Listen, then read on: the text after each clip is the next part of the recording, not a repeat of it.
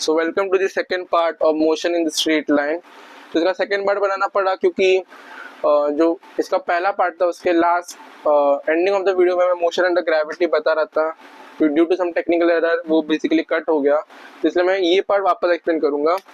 तो motion under gravity में जैसे कि एक बॉल है या कुछ भी ऑब्जेक्ट है, इसको मैंने ऊपर फेंका एंड सेम पार्ट ट्रेस करते हुए, ये पार्ट ट्रेस करते हुए ऊपर गया एंड वापस भी नीचे आ गया, एक ही एक्सेस में ऊपर भी गया नीचे आ गया। ऐसे मोशन को मोशन अंडर ग्रेविटी बोलते हैं।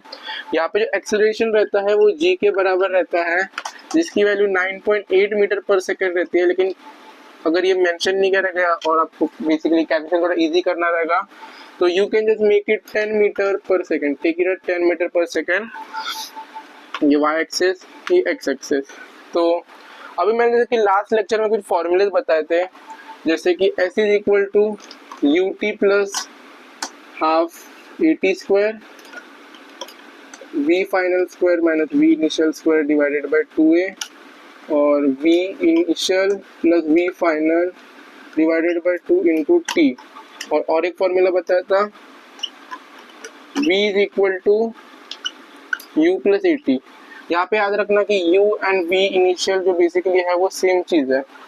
तो फिर अभी हम लोग यही फॉर्मूला को यहाँ पे अप्लाई करेंगे एंड इससे आपको थोड़ा एप्लीकेशन पार्ट समझ में आ जाएगा, ताकि आप थोड़ा ये समझ के आप क्वेश्चन में अप्लाई कर सके। जैसे कि हम लोग यहाँ पे हाँ, और एक चीज़, यहाँ पे जब ये पॉइंट पे बॉल पहुँचता है जबकि जो वेलोसिटी रहती है वो 0 बन जाती है, और यहाँ पे हम लोग ने u से फेंका तो वापस जब घूम के वो वापस u पे यहाँ पे आएगा इस पॉइंट पे, तो तब भी इसकी जो वेलोसिटी रहेगी वो u ही रहेगी। और लेट्स कंसीडर कि इसकी जो हाइट जहाँ तक वो पहुंचा हुआ एक्सिस में वो h है, यहाँ पे x एक्सिस में कोई भी मूवमेंट नहीं है।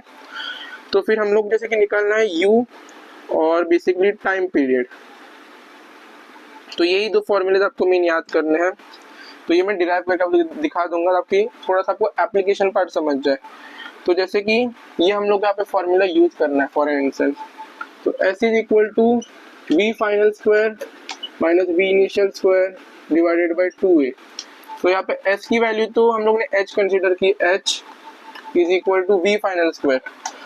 तो वी फाइनल स्क्वायर पे वी फाइनल तो बेसिकली यहाँ से यहाँ तक पहुँचने में 0 हो जाता है, तो 0 माइनस वी इनिशियल को हम लोग u पकड़ा तो u स्क्वायर बाय 2। अब यहाँ पे एक्सीलरेशन जो रहेगा वो माइनस g के बराबर रहेगा।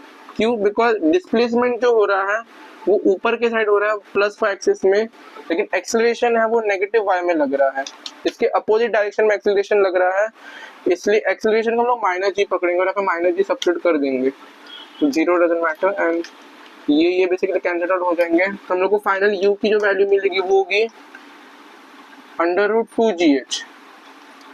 तो ये मैं वैल्यू पे डाल देता हूँ √2gh। एंड टी की बात करें, ऐसे ही अगर आप इन फॉर्मूलेज में ये अप्लाई करेंगे यहाँ पे, तो यहाँ पे अगर आप यहाँ से यहाँ तक जाओगे तो जो जितना टाइम लगेगा वो रहेगा u/g, इधर से यहाँ पे वापस आने में जो टाइम लगेगा वो रहेगा वापस 2u/g। तो जो टोटल टाइम पीरियड रहेगा ऊपर जाने में वापस आने में वो रहेगा u/g प्लस u/g, जो कि होगा 2u/g। ये दो फॉर्मूले थे इस कंसेप्ट में एंड ये थोड़े बहुत कंसेप्ट है, इनको याद रखिए and that's it for the video. Thank you.